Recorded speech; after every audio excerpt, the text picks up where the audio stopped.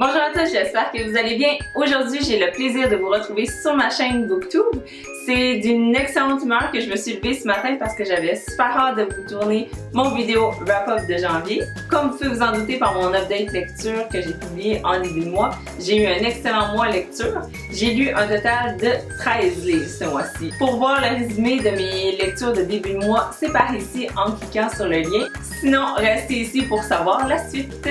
Pour ceux qui me connaissent, j'écoute pas beaucoup la télé, pour pas dire presque jamais. Je suis plus du genre à attendre que la saison finisse puis les écouter en blitz parce que je trouve que ça perd moins de temps et j'ai vraiment un gros momentum. Et c'est ce qui s'est produit avec l'émission Dans l'œil du dragon que j'ai dévoré. C'est une émission que je connaissais un peu mais que j'avais jamais vraiment écoutée au complet. Et vraiment, je suis tombée en amour. C'était vraiment bon la saison dernière et l'autre d'avant. Est-ce qu'on peut parler 5 petites secondes de Martin-Luc Archambault? C'est comme mon nouveau favori. J'ai vraiment un mini coup de cœur sur lui. Ok, gros coup de cœur. C'est juste qu'il est tellement inspirant, charmant, dynamique, sympathique. J'ai super hâte à la prochaine saison parce que c'est un de mes dragons favoris. Fin de la parenthèse. Justement, le premier livre que je vais vous parler, il s'agit de Sa collègue ex-dragonne et c'est Daniel Lincoln qui avait écrit le livre Au cœur de mes valeurs. C'est son deuxième livre en fait, paru aux éditions La Presse en 2015.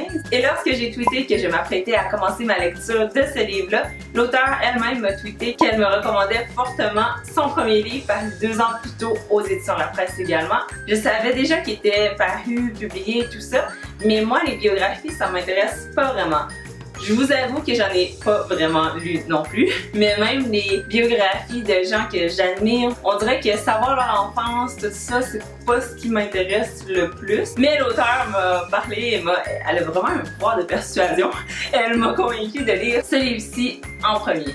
Donc j'ai suivi son conseil et j'ai lu Quand l'intuition trace sa route en premier. Et mon verdict, c'était absolument magnifique. Félicitations, je suis contente d'avoir lu ce livre-là en premier. C'était hallucinant, toutes les étapes qu'elle a traversées, sa vie qui est vraiment rocambolesque. J'ai beaucoup apprécié le fait qu'elle ait séparé ses chapitres en lieux qu'elle a visités puisqu'elle a très souvent déménagé. Et donc chaque lieu où elle emménageait, c'était comme une nouvelle aventure qui l'attendait, un nouveau chapitre de sa vie. J'ai trouvé que l'écriture était absolument magnifique. J'étais vraiment hypnotisée par son histoire. C'était inspirant.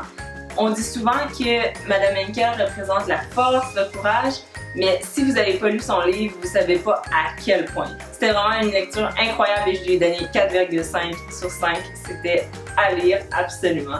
Immédiatement ensuite, j'ai lu Au cœur de mes valeurs par la même auteure. On est vraiment dans ces valeurs qu'elle a mis en place à travers les années, à travers les expériences qu'elle a vécues. L'autre, c'était plus ses expériences de vie puis vraiment anecdotiques, tandis qu'ici, c'était vraiment voir les choses de son point de vue. Et je lui ai donné 4 étoiles sur 5. Vraiment, il était super bon, mais j'étais vraiment encore très attachée au premier livre que j'ai très bien fait de lire en premier. Merci de la suggestion. Sérieux, je me suis dit après ça que si toutes les biographies sont comme ça, aussi bien écrites, aussi capables de me faire vivre les mêmes émotions au moment qu'elle les vivait, m'en lire plus. Ensuite, dans la même veine, un peu entrepreneur, affaires, dragon, tout ça, j'ai lu Entrepreneur à l'état pur par Nicolas Duvernois aux éditions Transcontinentales. J'ai vraiment adoré ce livre-là. Je pensais en fait, juste en voyant la couverture, que c'était un livre qui t'apprenait comment être entrepreneur. Et non, pas exactement. C'est l'histoire vraiment très personnelle de Nicolas Duvernois qui a créé la première vodka pure, qui est la meilleure vodka au monde et la plus médaillée. Donc dans ce livre-là, on apprend vraiment comment ça y est passé par la tête, cette idée-là d'entreprise et les autres entreprises qu'il faisait avant, comment les expériences qu'il a vécues dans sa vie ont fait en sorte qu'il était destiné pour être un entrepreneur. Donc j'ai vraiment adoré ce livre-là, sérieusement. C'est un peu comme une biographie, mais en même temps, il donnait des conseils vers la fin, vraiment, questions qu'on lui posait régulièrement par les jeunes entrepreneurs. Donc c'est vraiment très intéressant. La première partie qui était vraiment biographique de A à Z, comment l'histoire de Vodka Pure est née, c'était vraiment passionnant. Je l'ai lu comme un roman. C'est fou, tous les échecs, difficultés, épreuves qu'il a traversées et vraiment c'est l'incarnation de la persévérance, ce gars-là. C'est hallucinant. Tellement que je vous dirais que si vous avez envie de fonder votre entreprise un jour, peu importe le domaine, lisez ce livre-là. Vraiment, ça va vous donner une idée avant de vous lancer. Un peu plus peut-être réaliste des défis qui peuvent vous attendre et comment c'est important de ne pas lâcher si votre idée en vaut le coup. Et c'était le cas de Vodka Pur. Une des choses qui m'a beaucoup marqué, c'est quand il disait qu'il était l'acteur de sa vie. C'est pas quelqu'un d'autre qui allait lui dire si sa vie était une réussite ou un échec. C'était seulement lui qui allait en décider. Le prochain livre dont je vais vous parler, vous allez trouver, c'est vraiment dans le même thème. Il s'agit du pouvoir de l'échec par Arnaud Granata aux éditions La Presse. Là, vous allez trouver que c'est vraiment dans le thème de l'entrepreneur, mais je l'ai pas lu pour ça nécessairement. Je l'ai lu parce que je l'ai trouvé comme recommandation dans le magazine Véro.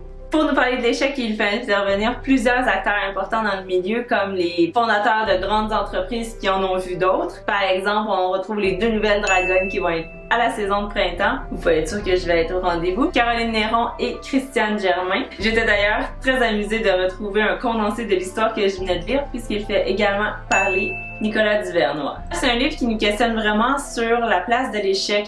Est-ce que c'est aussi mal qu'on le pense? Le culte de la performance, est-ce que c'est nécessaire? Ça amène vraiment beaucoup d'anxiété, de stress et de pression, peut-être pas si nécessaire que ça. Bref, pour finir, je lui ai donné 4 étoiles sur 5. C'était une super belle réflexion qui nous amenait ailleurs. Ça nous amenait vraiment à revoir notre façon de penser personnelle, de comment on voyait l'échec, mais également comment la société véhiculait ça. Donc vraiment super intéressant, je vous invite chaudement à le lire. Ensuite, le prochain livre que j'ai lu, il s'agit de Merci la vie par Ima.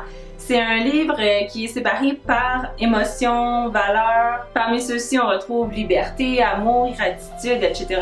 Donc un livre assez rapide à lire, des chapitres plutôt courts, parfois 2 pages.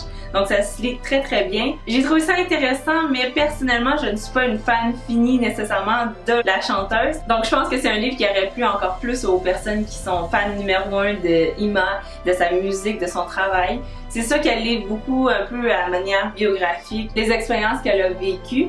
C'était pas mon intérêt numéro 1, malheureusement. Comme je vous dis, je la connais pas vraiment beaucoup en tant qu'artiste. Et finalement, le dernier livre du mois que j'ai lu, en fait j'en avais commencé d'autres, mais le dernier livre que j'ai terminé, il s'agit de 21 jours sans se plaindre par Will Bowen. C'est un livre que j'avais pledgé dans ma liste de livres à lire ce mois-ci, ce qui fait en sorte que j'ai lu 71% des livres que je m'étais fixé comme objectif pour le mois de janvier. C'est un livre évidemment que j'avais déjà lu, que je vous ai déjà dit que j'avais donné 5 sur 5. Donc la raison pourquoi je l'avais lu, c'était parce que je voulais vous faire une critique détaillée qui va venir dans les prochaines semaines. C'était mes 6 autres livres que j'ai lus au mois de janvier pour faire un total de 13. Et voilà, donc ça faisait un total de 67 livres qu'il me reste à lire puisque j'avais le désir d'en lire 80 en 2017. Donc j'espère que vous avez apprécié cette vidéo-ci. Si c'est le cas, vous pouvez me donner un pouce en l'air. Je vous retrouve la semaine prochaine pour une nouvelle vidéo. À la prochaine. Merci d'avoir été au rendez-vous.